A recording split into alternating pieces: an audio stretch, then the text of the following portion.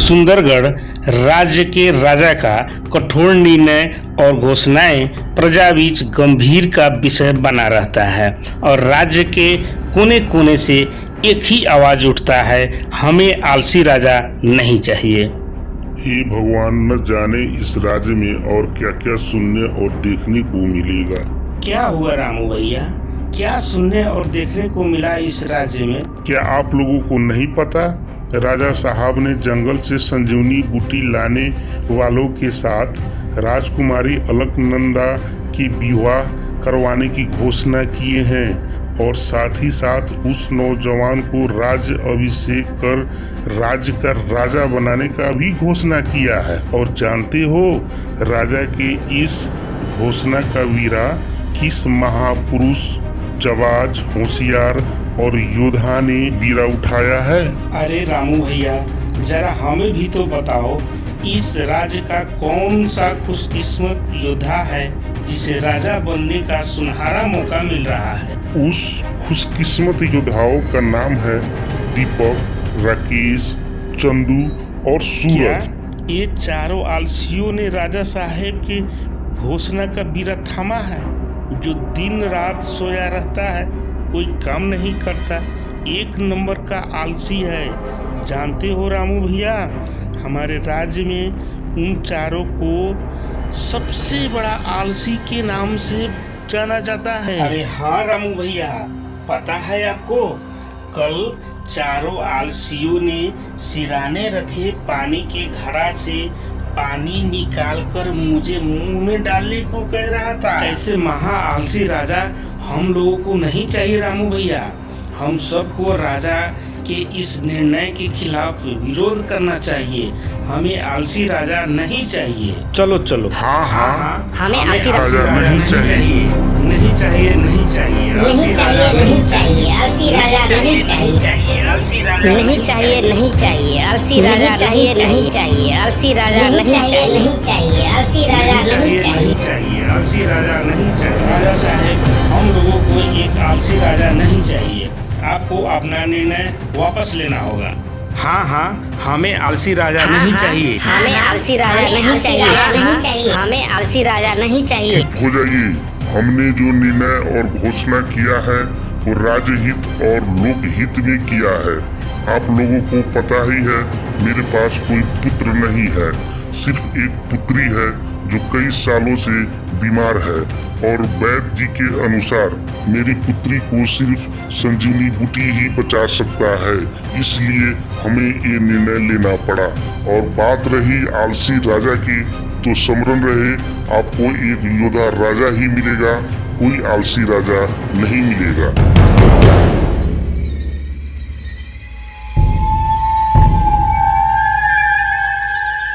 चारों आलसी राजलोभ और राजकुमारी से शादी के लालच में मायावी जंगलों में संजीवनी बूटी की खोज में एक योद्धा की तरह निकल पड़ा होता है, जहां जंगली जानवरों से ज्यादा खतरा संजीवनी बूटी की रक्षा कर रहे मायावी राक्षसों से रहता है। अब नहीं चला जाता यार, कुछ देर आराम कर लेते हैं। क्या तुम लोग राजा नहीं बनना चाहते? चाहता हूँ। तो बिना थके हारे चलते रहो।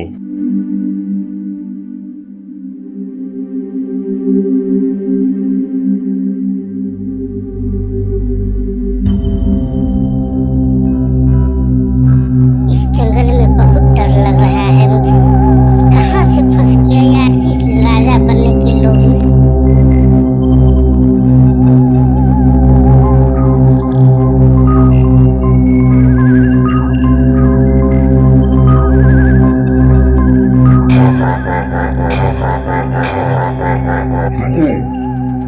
यहाँ से आगे जाने के लिए तुम लोगों को एक प्रश्न का जवाब देना होगा, और हाँ, यदि जवाब गलत निकला तो चिड़िया बन जाओगे।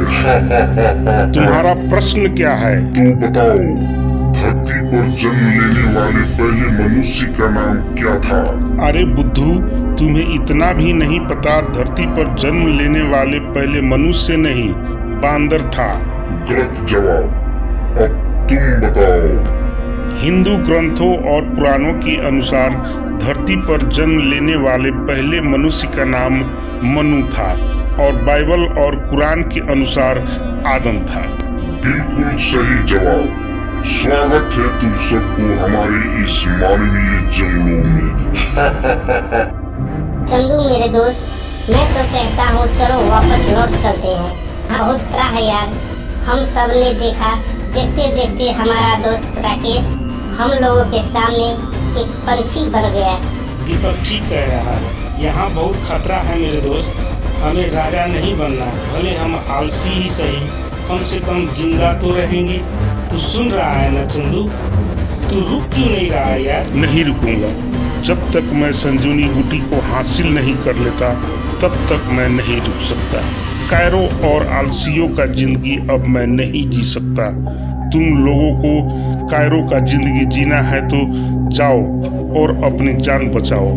सेनापति, तुम भी जाना चाहते हो तो जा सकते हो। नहीं चंदू, मैं अपना राजा की एस पर जान तक दे सकता हूँ, लेकिन पीठ दिखाकर भाग नहीं सकता। देखा मेरे दोस्त, जब ये सेनापति अपने राजा के एक आदेश पर जान दे सकता है तो क्या हम अपने लिए कुछ नहीं कर सकते? गरीब होना कोई पाप नहीं है, लेकिन गरीब रह कर मरना ये बहुत बड़ा पाप है। अब तुम लोग सोचो, तुम किस पाप के भागीदार बनना चाहते हो? मैं अपने मंजिल के तलाश में चला।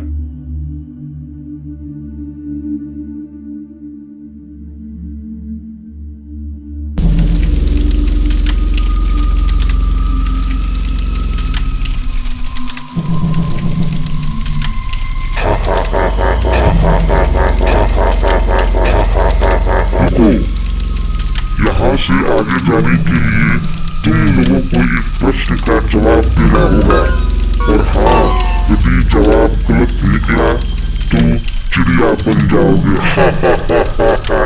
तुम अपनी प्रश्न बताओ। मनुष्य का सबसे बड़ा शत्रु कौन है? मनुष्य का सबसे बड़ा शत्रु औरत होती है, जैसे तुम। गलत जवाब। अब तुम बताओ। मनुष्य का सबसे बड़ा शत्रु उसका आलस्य है। बिल्कुल सही जवाब। स्वागत है तुम सबको हमारे इस मानवीय जंगलों में।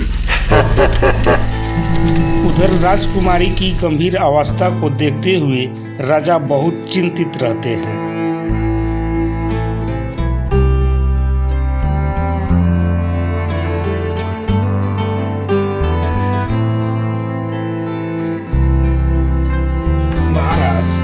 राजकुमारी की स्थिति बहुत गंभीर होते जा रहा है। यदि संजीवनी बूटी आने में विलम्ब हुआ तो बहुत अनर्थ हो जाएगा। अब मैं क्या करूं वैद्य जी? अब भगवान से एक ही प्रार्थना है, संजीवनी बूटी आने तक मेरी पुत्री की रक्षा करें। इधर चंदू अपने साथियों और सेनापति के साथ सभी बाधाओं को पार करते हुए संजीवनी की खोज में आगे बढ़ते रहता है और राजा के आदेशानुसार सेनापति चारों आलसियों चुपचाप अपना ध्यान केंद्रित रखता है कि संजीवनी के साथ साथ राजा बनने का योग किसमें है।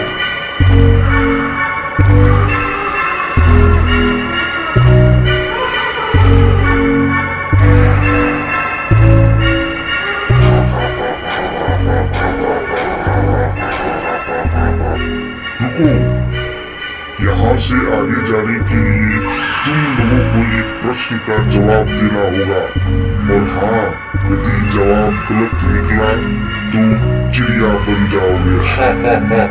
ठीक है, तुम अपना प्रश्न बताओ। तो बताओ, कर्म का 3 अर्थ क्या है? कर्म का 3 अर्थ का मतलब है कमाना, खाना और सोना। गलत जवाब।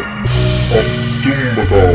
कर्म का 3 अर्थ आगामी, संचित और प्रारंभ है। बिल्कुल सही जवाब। स्वागत है तुम सबको हमारे इस मानवीय जंगलों में।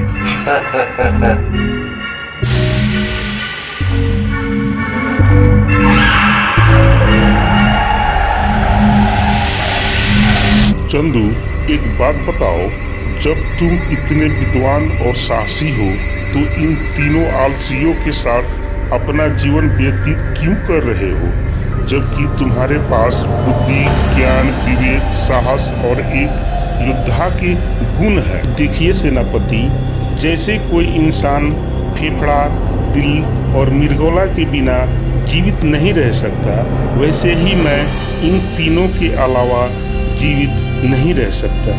ये तीनों मेरे मित्र नहीं, मेरे प्राण हैं और इन्हें सुधारने के लिए सोचकर शायद मैं भी एक आलसी और एक नकारा बनते चला गया। क्या खूब कहा है कबीरदास ने, संगत से गुण होत है, संगत से गुण जात, बास घास मिश्री मिले, एक भाव विकार।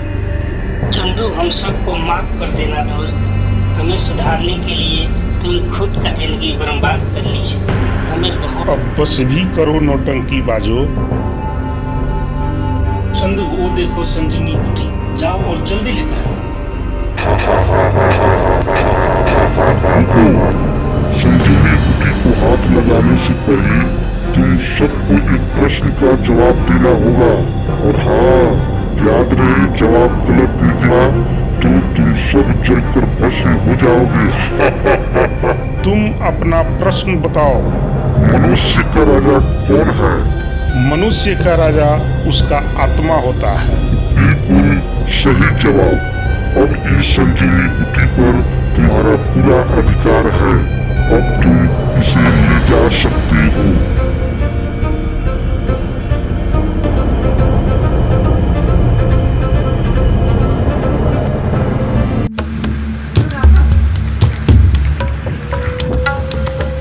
वैद्य जी, पिताश्री कहाँ है?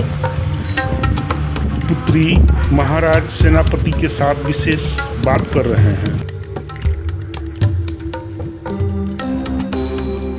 सेनापति महाराज को वो सारे घटित घटनाएं बताते हुए कहते हैं, एक योद्धा का सारा गुण चंदू में है, जिसके बदौलत हमने संजीवनी बूटी लाने में सफल रहे। अब चंदू आलसी नहीं रहा, अब वो एक योद्धा और विद्वान बन चुका है।